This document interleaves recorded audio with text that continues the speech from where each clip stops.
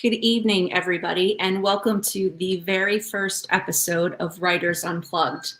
This is a series that will air throughout the year in support of Cleveland Reads. Writers Unplugged is a chance to hear your favorite writers or new to you writers in conversation, as if you were eavesdropping on them in a coffee shop. So Cleveland Reads is an initiative in response to the low literacy rates in our community. And Mayor Bibb has challenged us as Clevelanders to read 1 million books and or 1 million minutes in 2023. For more information, visit clevelandreads.com. My name is Jen Jumba, and I'm a librarian at Cleveland Public Library. And one of the very best parts of my job is being able to connect readers to the right book. And for me, there's nothing better than being able to meet and to hear my favorite writers speak. We get to know them, we get to understand their craft, we get to know them as human beings, and that truly endears them to us. So I'm super excited to be in conversation this evening with Tracy Clark. So before we get started, a couple housekeeping things. If you want to find out who else is visiting us, go to clevelandreads.com. Max Backs Books on Coventry, which is our wonderful independent bookstore, has copies of Tracy's books. I know you're going to run right out and get them after you hear her talk. And then take a moment to let us know where you're watching us from, or if you have questions. I've been told that's one of the favorite things. Writers love to answer readers' questions. So a brief introduction to Tracy Clark. She is an award-winning author, from winning the 2022 Sue Grafton Memorial to being a 2022 nominee for the coveted Edgar Award for her short story, for the Best New PI Award by Crime Reads, and countless other nominations. We could spend the whole time kind of reading her nominations and awards, but I know we really want to hear her talk. So for those of you who have read Tracy's books, you know this already. And if you're new, I guarantee you will be putting her books on your TBR pile. And TBR is kind of library talk for to be read pile. And yes, it should be really tall and it should topple over. Tracy lives in Chicago and cannot remember a time when she wasn't writing or thinking about becoming a writer. But like many of us, it takes a while to speak your dreams out loud. Tracy calls herself an overnight success, 20 years in the making. She has a career in newspaper business, finds herself editing by day and scrambling to write around her work schedule. For example, she wakes up at 5:30 a.m. to write. So that is true dedication. And as readers, we are so lucky that Tracy seems to enjoy the early mornings. So please join me in a warm welcome to Tracy Clark to Writers Unplugged. Hello. Hello. Thanks for having me. Absolutely. So I thought we'd get started. Your new book, which was just released not quite a month ago, is called Hide. Can you tell us a little bit more about it in your own words? Well, it's a sort of classic police procedural. We have Detective Harriet Foster, who, when we meet her, is starting a new position at a new station with a new team and a new boss. And she's sort of coming into her first day on the job in sort of a weird headspace. She's had some sort of terrible things happen to her, and she's not quite sure whether she's ready to sort of re-up again and sort of plunge in again to sort of start something new. But so that's how we meet her. And her first case right off the bat turns out to be a craven serial killer. So she's got all of this emotional baggage, this terrible case that is the first thing that sort of smacks her in the face. And then we have to follow her through to see whether or not she can solve this crime and keep her sanity, or whether she sort of loses it halfway through. So that's Hide in a nutshell. No, it's my job as the writer to sort of pile it on and just sort of see how much she can take. So that's my job. I think I did it pretty well, and we'll see what happens to Harriet in book 2 or 3. Yes, you do an incredible job, right? I'm incredibly drawn to the character right from the very beginning, right? And I'm hooked, right? Because she's had some challenges, right? And she's brand new, starting in a new station. So new partner, can you talk a little bit about how you approach the development of your characters? Is this somebody that you know, don't know, pieces and parts? Well, I think writers sort of find characters everywhere. Coffee shops and the line in the cleaners. I mean, we see interesting things. The way sort of somebody might tilt their head, or someone might speak or walk differently. We find them everywhere. And then we sort of store that like squirrels store nuts. And then when we need them, those little things, the little details, those character flaws, those things sort of are there. That's our toolkit. That's our toolbox. And Harriet is sort of based on a real person, but then the imagination and the creativity sort of sits in. So I don't take the entire person, just something about that person that is appealing to me. And then I build a character from that. So Harriet is sort of based on somebody, not very closely. And then I sort of jump off and then sort of fill her out and flesh her out and just sort of see how much I can get out of her. Wow. She has a task ahead of her if you've created her with all of that in mind, definitely, for sure. Can you introduce us to a couple other characters in the book? Well, let's see. We've got sort of a curmudgeonly boss that she sort of has to deal with. Sergeant Sharon Griffin is her name, and she's just bold and brashy, and she's sort of no nonsense. So that's who her boss is right off the bat. And then she sort of meets this new person that she's sort of tamed with, who is not very, how should I put this? Easy to get along with. So that's her partner that she's assigned to right off the bat, and and something else that's piled on. Then we have the team. We have a couple of guys who are really close to retirement, so they're not going to be really, hustling around trying to sort of solve this thing. No, they've got like 5 minutes before they put their papers in, and they're just sort of trying to sort of ease on it out. And then we have Detective Vera Lee, which is probably my favorite at this point. Yeah. I don't know what I can say about Lee. She's just sort of there. She has a plan. Lee has a plan. She intends to be the first Asian American superintendent of police, and this is just a sort of a way station on her way to that goal. So she and Harriet get along a little better than she does with the first person that she's assigned to. But that is a relationship that's going to develop as the books go on, and hopefully Harriet will find her fit. Absolutely. I think that's the thing that's so interesting when I'm reading your books is how you capture the nuances, right, of what it's like to be a human being, right? We're not all good, we're not all bad, and how interesting it is to have to work together, and especially when you look at the field of detectives, right? They're often paired with an individual, and that relationship really needs to work well, because so much is at stake relative to me being paired with a fellow librarian, right? But not a whole lot can go really wrong, right? So can you talk a little bit about that, that conflict that you bring up, and give us some insight into that with her first partner in the they are sort of go at the whim of their bosses. So if they are paired with somebody, that's who they're paired with, and unless something really catastrophic happens, that's it. And you have to learn how to deal with people, which is what she's prepared to do.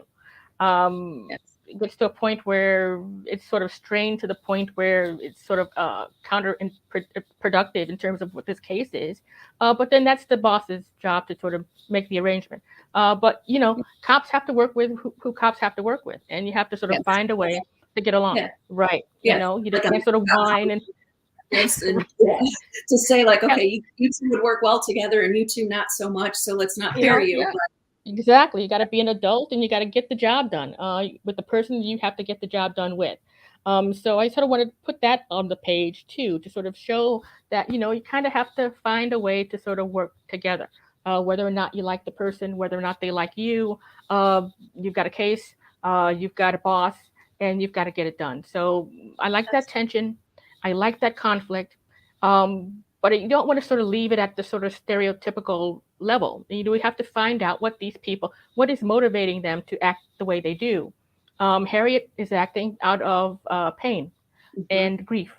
Lonergan, who is the person who is not so nice, we don't know quite yet what his deal is, but we will find out in book 2 and book 3, because if I left it just there, would just sort of be sort of a stereotypical sort of a curmudgeonly cop, and we don't know what's beneath the level. So I want to know what's under the skin.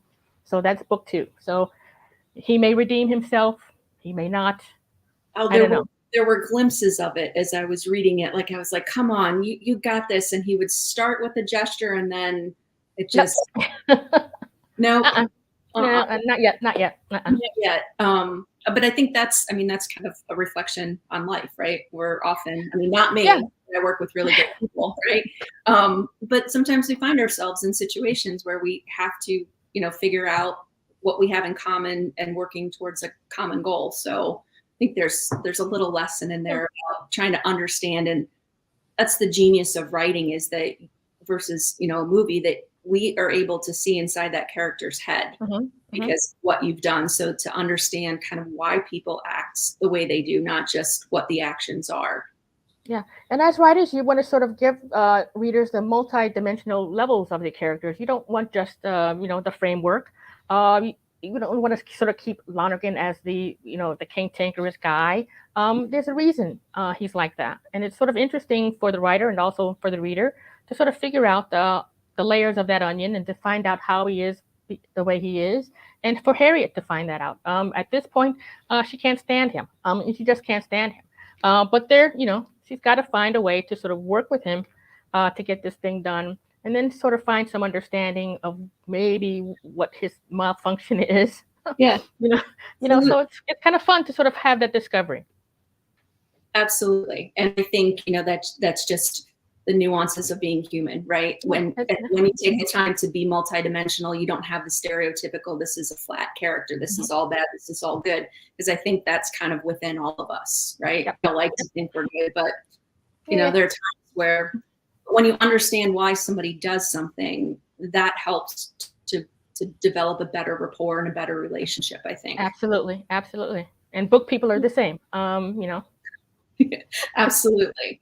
And it just kind of makes me think about one of the things in your book about capturing, lightness and dark, right? That's just human nature with the different storylines that are going on in this book and the different characters. So can I read a little part of your book that just kind of stuck with me and think it makes me think about what we talked about earlier? Okay, hit it. You're talking about Brody, and he likes to go for walks in the evening. And as he's walking, he often wonders what went on behind the windows. Who lived there? Who worked inside? Were they happy? Did they have fantastic careers and kids and dreams? Were they sick? Or they, twisted with friendly smiles? So I guess it makes me think, when you talked about a little bit earlier in the room, like you find stories and inspiration everywhere.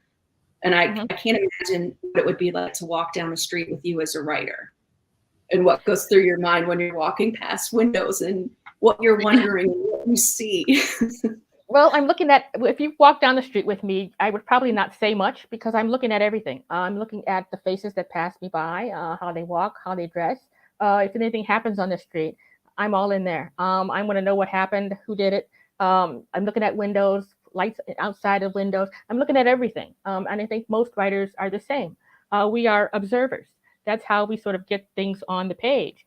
Right. We have our own experiences. Sure, we can sort of draw on that. But, we sort of live in the world and reflect the world and sort of write all of that good stuff down, the good and the bad, and all the shades of gray. And those are the things that sort of animate our story. So we're looking at everything. Absolutely. So let me talk a little bit about your writing process, because that's something that people genuinely, want to know. Are you somebody who kind of plots and kind of knows the ending before you start writing, or are you somebody that they refer to as like pants, who kind of flies by the seat of their pants? I'm a pantser. I know it's a dumb way to do it. It's probably not the easiest way to do it, but that's the way my brain works. I can't outline. I have to give the publishing house a sort of a summary of what I think the story is going to be about, but it doesn't often end up that way. I sort of build the story on the page. So I have a dead body. I have a detective that is on the case. And the good thing about crime fiction is that it sort of has a linear pattern, lead by lead, breadcrumb by breadcrumb. So that's sort of like having an outline. Harriet sort of faces this body, and she has to figure out how it got there and who put it there. And so she sort of interviews suspects after suspects after suspects. And that's kind of like having a roadmap, but I don't have one. And so I found myself getting stuck a million times in a book. Have to go back and start again, or delete, and then that doesn't work, and that's a dumb way of doing it. And I get more fuel doing it this way, so it's back and forth. It's like a pinball in a pinball machine. I'm all the way. And Yeah. so if I get to the end and I have a beginning, a middle, and an end, I'm happy.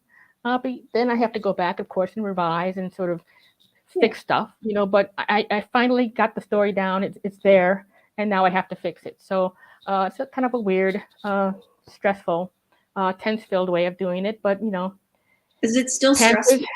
You've yeah, written so many books and you're like award winning and you've been nominated for some. Like one would think it would get a little no, bit easier. you No? would think so. You would think so, but each book is a mountain, and you have to climb the mountain the same way you climbed the last one. It's the same climb. You would think it would get easier. I'm on book. I think I'm on finished 5, and I've got a couple of more to go. Um, I have no expectation that 6 and 7 or whatever are going to be any easier than the first 2 or the first 3. I mean, it's just the process. It's the mountain you have to climb. Each mountain is different. Each Yeah. book has its own problems and challenges and dull spots that you have to fix. It's just all the same process. Yeah. Well, I would love it to get it here. yeah, I was going to say, I thank goodness, like us as readers, for your diligence that like you're going to have to climb another mountain and you're Yep. willing to do so for us, right? Like that is. Yeah, we That's, do it. See, we take the hits for you. That's what we do. That's what we I was do. gonna say, if I could ever Sherpa, with you up that mountain, I'd Wouldn't be that be happy. wonderful? Right? Like, can I make it a little bit easier for you at some point? Yeah, that would be fun. That would be great. Just sort of hand it off for one day and say, "Hey, you handle it. I got myself into this problem. Get Yeah. me out." I would love to be able to do that, but I, Yeah. yeah, I come at it just strictly as a reader, visually, right? And enjoy every story that you've written thus far. So, along the lines of, kind of flying by the seat of your pants, so to speak, does anything ever surprise you when you're writing that a change happens, a character does something that you wouldn't expect? How All the does time. All the time. It happens all the time. And I would say maybe 50 times a book. I would sort of write myself into a scene or think I sort of know where the scene is going or what it needs to say. And then maybe halfway through writing it, something else occurs to me or another avenue or another path that I didn't think of to begin with. That might give it more energy, more propulsion, might sort of give you another angle on a character that you didn't think about before. So you're always looking for those areas where you can sort of heighten the stakes, make it a little bit more interesting, complicate it for your characters, which is always a good thing to have. You have to have that conflict and that tension and that stress. yes. So whatever you have to do to sort of heighten that up and sort of make it as miserable for Harriet and her team as you can possibly make it, because that's what we're supposed to do. Um, that's what we have to do. So if you have to sort of find ourselves going back, changing direction, whatever you have to do to sort of get that to the end and to sort of get that reader that experience, that's what we have to do. We have to sort of fall on our swords and sort of let the plan go out of the window and have a new plan. So always moving it, always changing it, always heightening it up. I think that's the genius of writing, is that you're able to create that suspension, that we have as readers, that we are compelled, to continue to turn the page, Mhm. even though you have an idea of what's going on, and then fixing so that it continues to advance and have that same. I think I texted you that, I was reading the book and there's a scene where there are some footprints outside the window. Mhm. Somebody was observing Harriet, and I immediately got up and I closed my blinds, and it was it was like just a little bit stressed, reading a bit tense and thinking like, oh, good God, who can see what I'm doing? And quickly close. And you're welcome. Yeah, exactly. There's something very special about being able to create that, because you and I have access roughly to the same words, but yet you're able to put them together in a way that creates this incredible character, this setting, this grisly crime scene, this backstory of kind of how things started. Mhm. Um, I think it's absolutely terrific. Thank you. I appreciate that. The gray hairs sort of show the proof of how difficult Yeah. ultimately it is, but it's sort of fun too. I mean, nobody sort of dragged me into this sort of writer's life. That's kind of where my head was. I think I was sort of born to be this, and so you just sort of take the good with the bad and the good days with the bad days, and you always thinking about the reader and what story you can tell that sort of keep the reader from sort of putting your book down. That's the ultimate. This is sort of a contest. My job is to sort of keep you reading. Okay, and your job is sort of to look for the first opportunity to put this book down. And so now it's a war. So now we have to, now it's a battle. So my job is to sort of keep you reading. And if I can do that, I have won. Well, if I could show you like the laundry that didn't get done, the dishes that didn't get done, the cereal that I ate for dinner because I was like, I can't put it down. Right? It is far too compelling, to continue, to read and want to read. And now I know when your books come out, I'm like, okay, like get everything done you need to do. You're not then stopping. I win. No contest, I win. That's exactly right. And I think that there are lots of people watching tonight that would say, yeah, Tracy, you win. Absolutely. Right. Without it. I'll take it. Absolutely. Talk a little bit about what it's like to write a series, to know that, gosh, if you did anything to Harriet in book 1, or to Vera Lee, who I agree is, I think, my favorite character in the book. There's just something striking about her. Yeah, but what's it like to write a series? Like, do you kind of know the whole arc and how many you're going to? No, I see. I kind of figured that. Don't answer that. I don't know about arcs. I don't write themes. I write stories. I write people. Given the choice between having a character-driven book or a plot-driven book, I will pick character-driven every single time because that's what interests me. My sort of interest is sort of finding out what makes these people tick, what makes them get up in the morning, with all the baggage that I give them, what keeps them going and moving forward as opposed to sort of giving up, putting their hands up and saying, I can't do anymore. That sort of interests me. So that's where my head is when I'm writing the books. For series, the really tricky part is to sort of plot it out to a point where you don't sort of change them dramatically from book to book. I don't think most people change dramatically throughout their lives. They are who they are. There might be subtle changes, things they learn and things they get better at, but we're basically who we are from the get-go. And we sort of stay that way through our entire lives unless something dramatic happens. And that's the same with series characters. They might learn a little bit from book 1 to 2, but they're basically the same. They meet the challenges as they sort of meet them with whatever tools they've got in their little arsenal. And there's some things they get right, some things they don't. And it's sort of fun for me to sort of carry the stories through to sort of see how better they get at being human or book human. And, just like we are. And so I'm interested in seeing how Harriet is going to get past the point she's at now. Yes. When we meet her, she is sort of brilliant on her job. She's a wonderful detective. She knows what she's doing. She's got years under her belt. And that when she sort of takes that badge off at night and that gun off at night, she's in a state of stasis. She's sort of stuck. And it's interesting for me to sort of find out why she's stuck. I kind of know some serious stuff has happened to her, but that's no reason to just sort of stop like a clock. There's a reason why she's done that. And so book 2 and 3 series, it's interesting to sort of figure out why that is and what's going to move her forward. Is it going to be Lee? Because Lee seems to be sort of committed to sort of hanging on there, and maybe that's it. Or maybe there's something else that's going to happen that's going to move her ahead. So it's interesting for me in terms of writing series to sort of follow the characters through, see whether or not they get better, see how much they change. Probably not a lot, but so we're following them bit by bit and just to sort of see where they end up. So it's kind of fun for me to sort of follow them, come back to the same cast again to sort of see what else I can sort of put them through.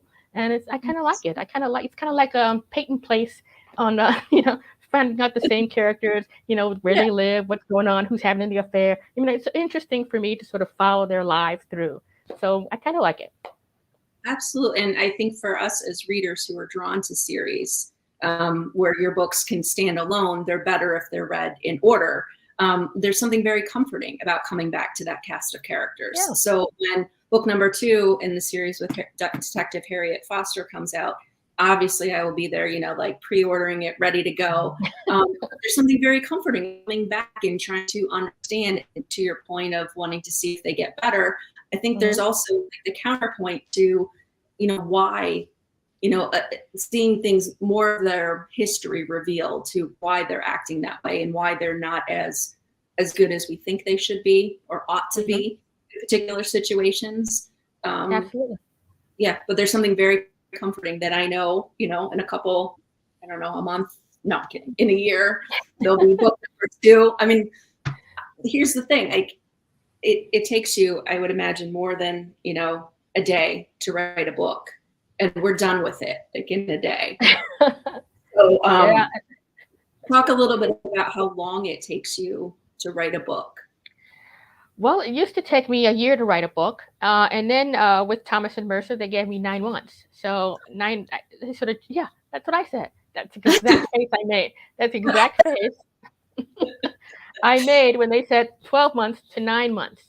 And then after a couple of days, after that sort of sit in, that I was sort of shorted that amount of time, I figured, hey, if a person can sort of make a baby in 9 months, I could probably knock a book out. I mean, but it's sort of that shock of sort of having less time, knowing that I don't have a plan, right? I don't have an outline. I don't know where this thing is going. I'm dealing with new characters too. I have a whole new cast of characters.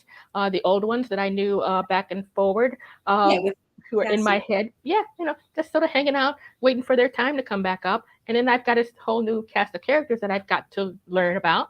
And so now 9 months, new cast of characters, no story to think of, dead body, no plan, and desperation time set in. But I sort of calmed down after a while and sort of, did the thing you have to do and sort of page by page worked it out. But it's kind of a weird way to make a living. I'm just going to say it. It's just a weird way of making a living. Yeah, but you're so good at it.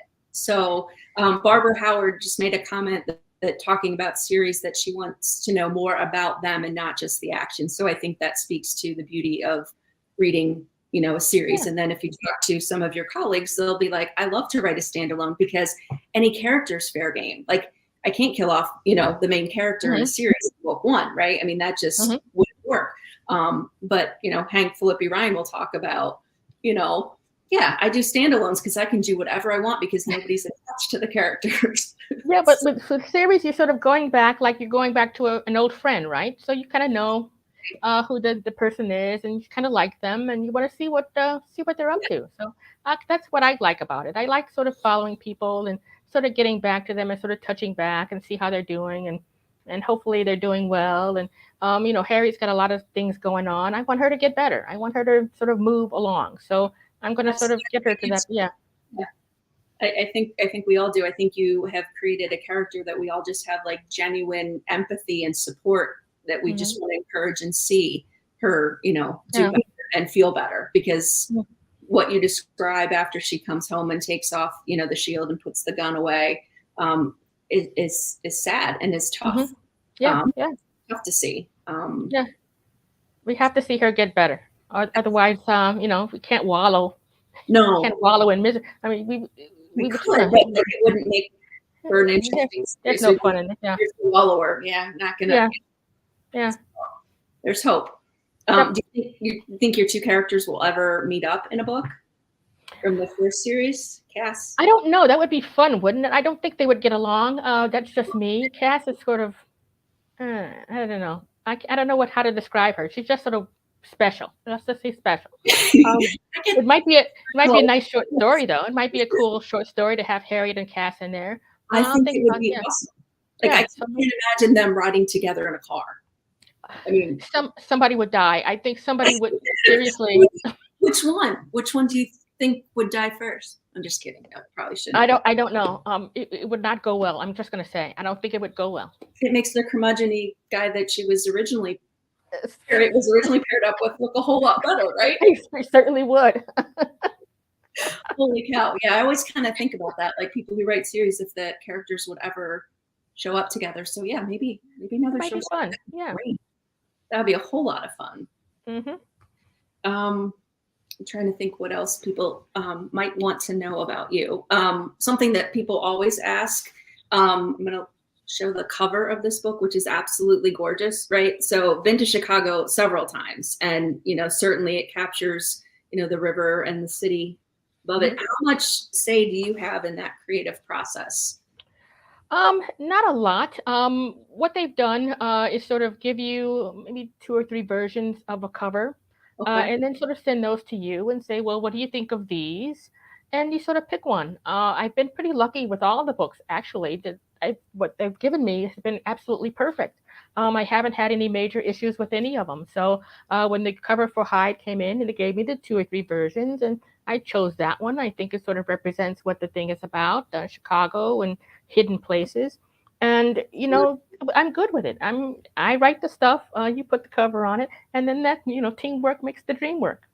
Yeah, absolutely. And I think you capture Chicago itself and the setting as a character in and of itself, right? Because I've walked along, that river where the bars are and everybody's hanging out. So now, and the squares. So like next time I go, daytime, right? Just Exactly. imagine the body there. Yeah. Exactly right. Like I'm not going to go for a run early in the morning and see a pile of leaves, right? That's the opening scene, so I'm not giving anything away. Very opening of the book. Marina thinks that your two characters, Cass and Harriet, should meet on the L in Chicago in your short story. Oh, that would be fun. Yeah. Okay, I'm gonna file that away. Thank you. That's exactly right. By the way. Helping me out there. Yeah. So here's a question for you because this is part of the Cleveland Reads initiative. Mhm. So huge thank you for coming and visiting. Absolutely. Can you talk a little bit about why literacy is important to you? Oh, it's everything. If I was not an avid reader to begin with, I wouldn't be where I am. Writers are readers. And I don't think in order to sort of be successful in anything, not just writing, you have to sort of read and sort of uh, uh, sort of get things in the world in there and sort of learn how the world works and how people are different and how they're the same. And you've learned all of that through books. I read everything when I was a kid, in school, out of school, bedtime, lunchtime. And that's how you sort of expand yourself. And so I would Yeah, say that literacy is the absolute wonderful thing that you can do for yourself. Uh, Take advantage of it. Read as much as you can. Read everything that you can, and sort of educate yourself. absolutely. I think what it says on your website that you were a fan, like I was as a kid, of Harriet the Spy. I Oh, think I that love was that book. And absolutely. I found my copy the other like a couple of months ago. It's ragged. I mean, it's just torn up. But that's my book. That was my book. I carried it everywhere. I carried it everywhere for years, and I still have it. So yeah, That's absolutely. since you are a reader, right, and a writer, can I ask you a question about your ability to suspend your writing brain when you're reading? I can, because Can when you I'm reading for me. I'm reading for me. I This is the book I chose. This is what I'm going to read. I read it in the bathtub. I read it that's my quiet time. That's my personal time. Now if I read something that is excellent, and then I sort of get that envy, that sort of green-eyed envy thing going on. That was a perfect sentence that I just read. Dang it, how did they do that? That's a sort of a side. But I'm reading for pleasure most of the time, and then the writer is sort of I put the writer away for that time. So I'm reader first, writer second, and then I switch it when my writing session comes on at 5:30 in the next morning. But I'm reading for myself. I'm reading the story that I want to read, and if I come about something that's brilliant, I have that moment where I'll say, dang it, I wish I could do that. But then it's gone. It's fleeting. And then I'm back in the story. But yeah, I'm reading for me. I'm reading story. absolutely impressive that you can do that because I would be so worried if I ever wrote something that anytime I went to read something, I'd be looking at it like, oh God, why would they do that? Or what were they thinking here? Or having the moments like, oh God, I'm never writing again because I'm like, that's absolutely brilliant, right? I've had those moments. I said, "Oh, that was perfect. That was absolutely perfect. I can't do that." Yeah, And you may not be able to. I mean, they wrote their book. You write your book, and you're never going to write the same story. You're never going to write the same characters. So there's no threat to sort of read something that's brilliant. You might sort of envy it, but when you write your stuff, you're writing your stuff through your voice and your whatever craft you've got stored up. So, it's totally different. Absolutely. I think you talked a little bit before that you're very character driven to read a book. I'm exactly the same way. And Nancy Pearl, right, Rockstar Librarian, says that there are 4 gateways, right? People either read for setting, they read for language, they read for character, they read for story or plot. I think you are able to do more than one in your books. I think you get the character and then you get the story. You have the setting of Chicago, right, which is authentic, a read, and picturing it as, exactly where things are happening. So I think, kudos to you, right, for doing like such an excellent job, so that anybody here who's watching definitely needs to go out and get Tracy's books and read them. You will make sure you do laundry first, anything responsible. Yeah, do your chores. It's exactly right. This is like the motivation, the little carrot that we dangle at the end, right? Close your drapes and do your chores. That's exactly right. Can you talk a little bit about reading? Like, do you read within your same genre of the thriller and the mystery, or do you read? Well, I read mostly mysteries, but I also like historical fiction, nonfiction. So I kind of read whatever interests me. I will read the latest thing. I like Laurie R. King's series, so I read everybody's. Whatever looks interesting. Whatever my friends are reading or writing, I read that stuff too. I'm just always reading something. So I will finish a book and pick up another, and my TBR pile is teetering, as you sort of mentioned to begin with. Absolutely. And all writers are the same. We finish a book, we start another one. Absolutely. I've been fortunate enough. I've gone to BoucherCon twice, which is, for those of you who are watching, it is a mystery writers convention conference, and incredible panels, all weekend long. We're talking now to people that are just incredible talents. And I still kind of have to like pinch myself that we're doing this right now, and that I've met several writers. But what I'm struck by is how supportive you are of one another, that you encourage each other. And I tell you what, I will watch you all, I kind of step back and observe, right? Because I'm a reader, not a writer, and just marvel. It's like watching like camp reunions, we'll see each other, and so happy to help and to support one another, which is really terrific. That it's not as competitive.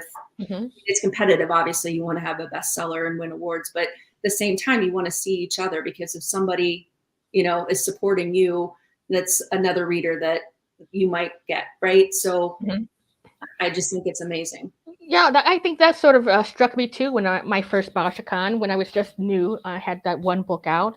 You would sort of think that there would be some competitiveness, but there isn't really. I mean, it's a small community. Writers sort of know how difficult a job this is, and they sort of lift each other up. We lift each other up. Their success doesn't mean that your success is not there.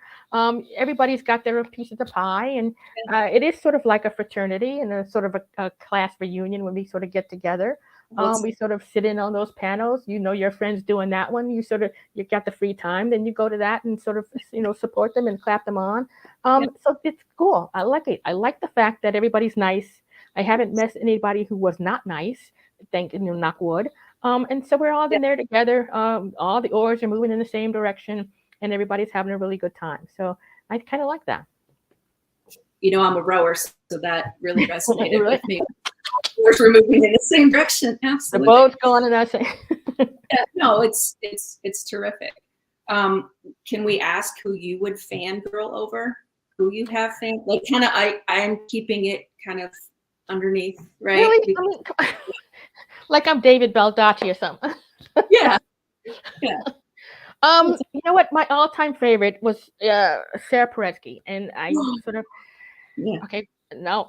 So 1982, when the first one came out, fine. All right, I read it, loved it. Yes. I've read every one since. I just met her maybe a year ago after 40 years of sort of stalking. Well, not. I want to say stalking. Okay, stalking her around Hyde Park in Chicago. No, encouraging. she Yes. lives in my city. I know where she lives. So when in those lean years when these stories were not coming out of my head, I just could not figure out how to write a book. I would drive by her house, just for a little inspiration. Yes. Roll the windows down, sort of get whatever mojo is wafting off her porch. And then I would go to work and go to school. I just needed that second to just sort of drive by her house, know that she was there, know that she was probably in there on her little laptop or typewriter writing another V.I. Warshawski novel, and that if she could do it, I could do it too. So that was sort of a motivation for me. And then when I met her about a year ago and got my picture taken with her, and I had that stupid grin on my face, I mean, that was sort of like an end of a circle for me. But that was the first one. Sue Grafton was another. I had an opportunity to meet her just briefly once. But then so many others, Valerie Wilson Wesley and Eleanor Taylor Bland, and all these wonderful Illinois writers and writers that I sort of read and sort of tried to figure out how to do what they were doing. So I've got quite a few, and I love them all, Yes. and I will probably continue to love them all. As you should, right? And as writers and readers do for you as well, right? I think it's this. I don't know. I mean, I don't know where you live, so I can't drive past your house. But if I could, I would, and would let some of the mojo. But that's terrific. That's absolutely. It's a tough thing to sort of learn how to do writing. I mean, you can sort of learn what a story is supposed to be, and you can sort of teach yourself how to kind of do it, but you'd never know how you're going to do it until you actually get in there and sort of move the words around. And it's a tough thing on a daily basis to sort of find out the right words and how to move them and where to put them and what's going to bring the best thing about your character out of this scene as opposed to that one. So it's a million choices that you've got to make in a novel. You hope they're the right choices, and you never know until the reader comes back at you and says, I enjoyed it, or that was the worst book that I've ever read in my entire life. And what were you thinking? So you don't know until after the fact, after you've turned it in, got that cover on it, got your name on it, and then you sort of wait until to see whether or not it landed. Well, and it's hard not to take it personally because it's a part of you that you've created, right? It's like, you talked about 9 months to write a book, or 9 months it takes to make a baby, right? Nobody ever says, "Oh, that baby's ugly," or that's the dumbest baby I've ever seen. But people have no problem doing it with your work and your craft. And yeah. But you got to keep it moving. That book's done. Whatever it is, good, bad, or indifferent, it's done. So you move on to the next one. There's a sort of a feedback that you might want to pay attention to. You do. If not, you figure they're crazy, and you go on and write whatever you're going to write to begin with. So just have to keep it rolling. Yeah, absolutely. What's the editing process like? I just talked to one of my friends who's a writer, and she explained that there's 2 processes. Like there's an editorial letter that comes, and she says the first 2 paragraphs tell you how amazing you are, and it's the right, and the characters are perfect, and this is perfect. And she goes, and then there's like 5 pages of all the stuff that's working. That's exactly right. They butter you up with the first 2 paragraphs. Oh, this is wonderful. The best thing you've ever written. And then 5 pages of, oh, wait a minute. Where's this character go? This doesn't make sense. Where's the consistency here? And then you're just thinking about all the work that you have to do. So you're done with the book. You've handed it in. You think it's okay. And then they tell you it's not so okay. And then you have to go back and sort of dig in again and sort of satisfy all of these little editorial notes, and then you hand it back, and then they come back at you again.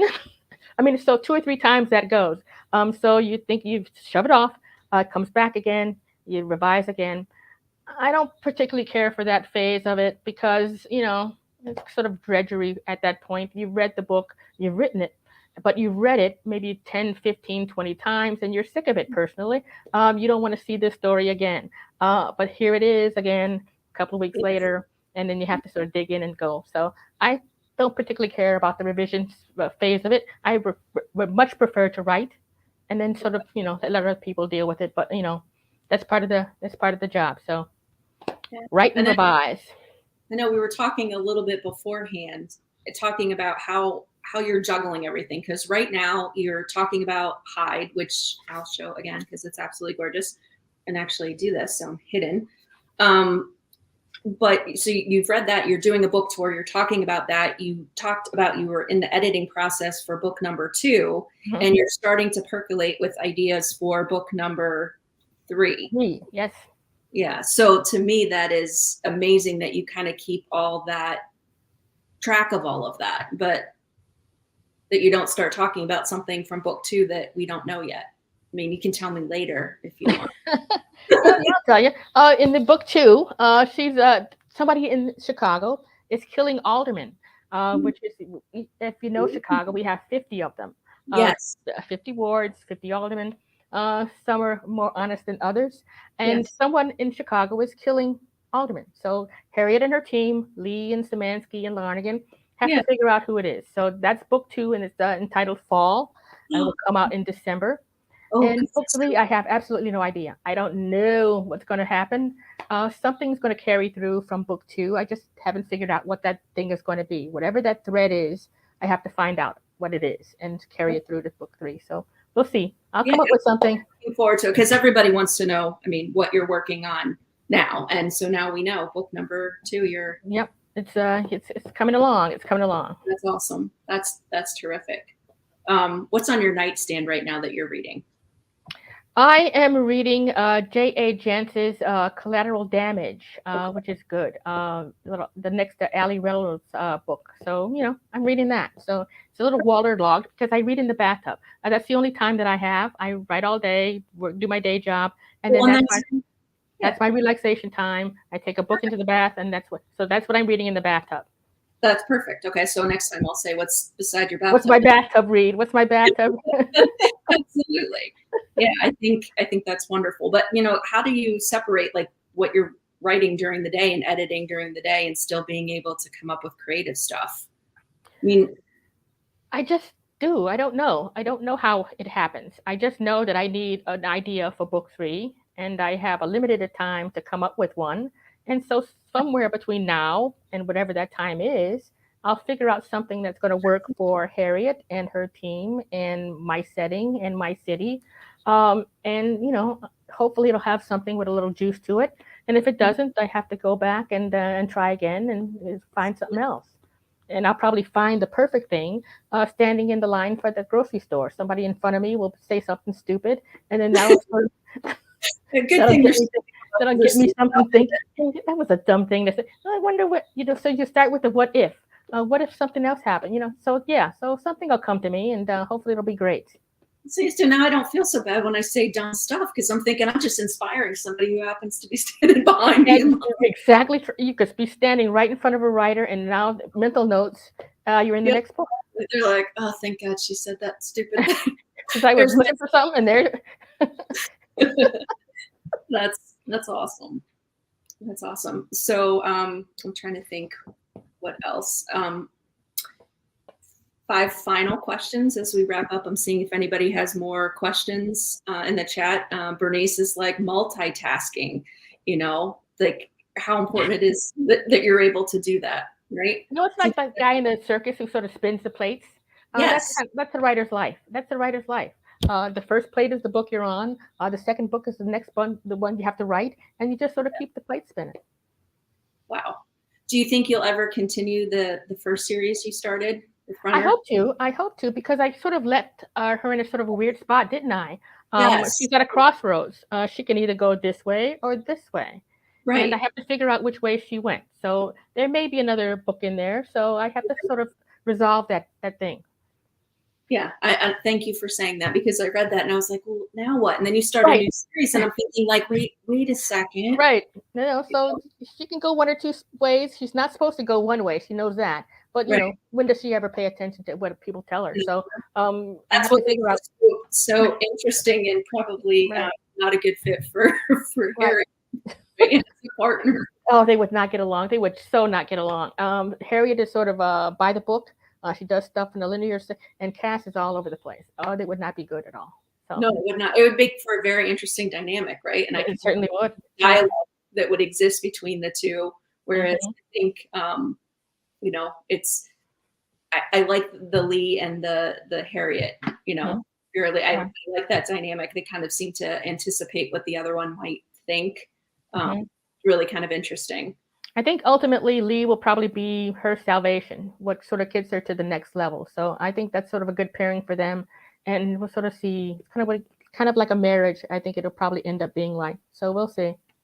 I think it's really interesting too in your books that your lead characters are female, right? And so we as readers get to see a strong female character, right? And like everybody, we know we're not perfect, but I think it's really important. Is it important to you as a writer to make sure that people see themselves in books and see women as, Oh, absolutely, yeah.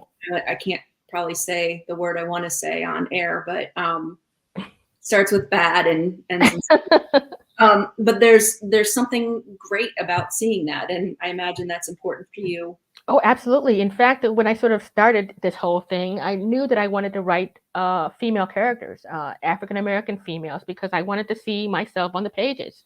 V.I. Warshawski was great. Kinsey Milhone was wonderful, but, we needed to be there. And so when I started to write and sort of figuring out how this whole thing is supposed to go, I sort of put myself there and see what else happens. So, yeah, it was very important, and it still is. And I will probably continue to do that. Ultimately, down the line, I'll probably write other characters and other perspectives. But right now, this is sort of my niche, and I kind of like it. Yeah, and I think it shows. It genuinely comes through on the pages that you care about what you're doing and giving that character such a great voice and such great circumstances that aren't stereotypical. To kind of manage, right? Just absolutely incredible gift that you have, and we as readers enjoy that you're sharing it with us. Thank you. So as we wrap, I'm going to ask you the final 5 questions. Okay. Favorite book from childhood? Well, Harriet the Spy, but also To Kill a Mockingbird. I love that book. I still have that copy on my shelves too. So those 2 books, gateway drugs. Let's call them that. And that's one of the only books that I've read where I think the movie is as good as the book. Yeah, I would agree with that. Yeah.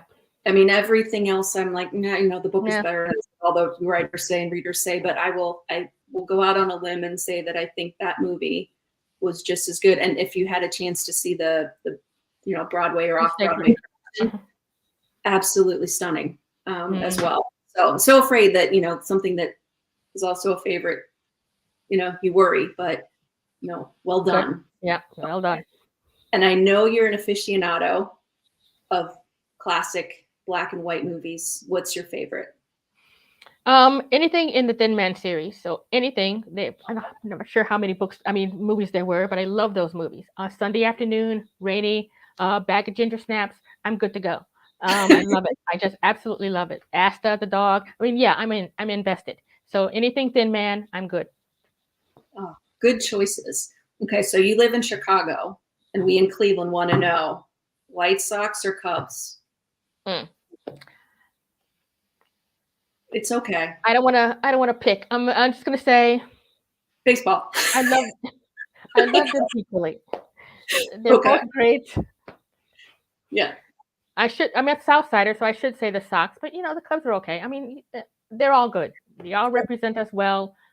Yeah. 2 thumbs up. I mean, how lucky of a city you are to have such great sports teams. I mean, 2 baseball teams. You have a pretty good hockey team. You got basketball and soccer. We're okay. Yeah, it's awesome. So Bernice says you just inspired me to pick up one of your books to read. So thank you. Yeah.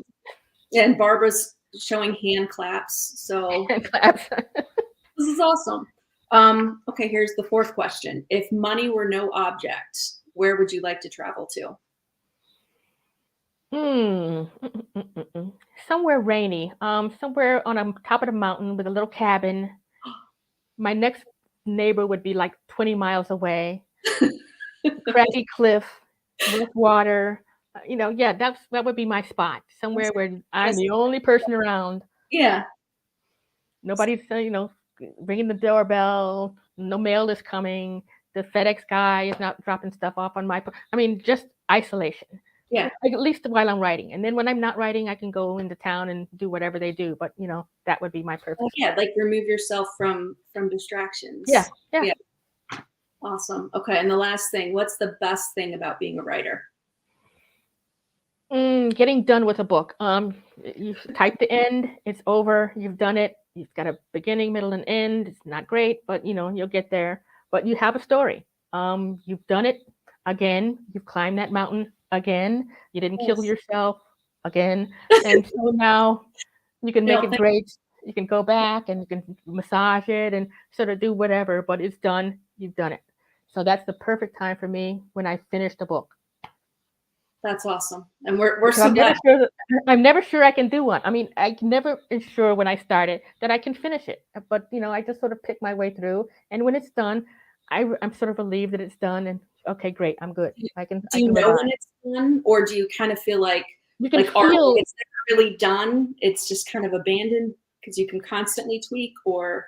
I can sort of feel when I've gotten it right. It's sort of like hitting that sweet spot on a tennis racket. You can sort of feel it when it's good. Yeah. And when you sort of said what you needed to say and the characters have gone through what they need to go through and the story sort of resonates. So you can sort of feel it. There's not a better explanation for it. You just sort of know it when you feel it. And so you keep revising and keep changing it until you can sort of get to that point where it says everything that you needed to say and that you can't imagine what else you might have to do with it. I mean, there's nothing else you can touch. So you kind of sort of know it's done. That's absolutely terrific. Marina is suggesting perhaps the Smoky Mountains would be a place. Ooh, I don't care where it is. A nice little cabin, fireplace, me with a little heavy sweater on, maybe a dog or something. I mean, that's my ideal thing, to sort of have a quiet little spot that there's nobody else there, get this book done, and then I'll go into town and do a shindig or whatever they do in town. I don't know what they do. I don't know what they do in there, but whatever they do, that's, after the book's done, I'm going in there and then have a fun, but, leave me alone. Yeah. That's awesome. Yeah. Barbara says an isolated cabin, but strong Wi-Fi. So. Yes. Yeah. I don't know how that's going to work out, but, yeah. Do you ever wonder about your Google searches? Or yeah. Like DuckDuckGo or some other browser. So that people aren't, there's no knock at your door like, excuse me, Ms. Clark, what to talk to you about your search history? I don't worry about it what I'm doing because I'm just so in it, but if they sort of looked, they would try to find some weird stuff going on, especially with Hyde, because I'm dealing with a serial killer. And, so the things I had to look up were not normal things that you would sort of look up on a daily basis. So, if they get me, they're going to get me. And I have no answer to it. You have a writer's pass. Like, it was all research and here it's in this book. Yeah. Like they're going to believe that. Absolutely. Well, it has been an absolute pleasure having a great discussion with you. I want to thank all of you for joining us this evening. This was the very first inaugural edition of Writers Unplugged. So super excited. So read, go to Cleveland Reads, be part of the Million Challenge, right? Read it, log it, whether you're reading books or minutes, either one is important. I want to thank Mike, who is doing the behind the scenes tech work to make this look easy. So thank you to him. And Bernice is saying, thank you for sharing your talent with us. Barbara has said thanks. So lots of great comments. So super excited to see you. Somebody says, thank you, Tracy. Can't wait to read High. That is Erica Marks. Awesome. Special place. Thanks, you guys. She helped make this a reality. So so we will look forward to seeing book 2. And for those of you who are new to Tracy, enjoy the backlist. It's absolutely wonderful. So thank you so much. You all have a great evening. Thanks, everybody.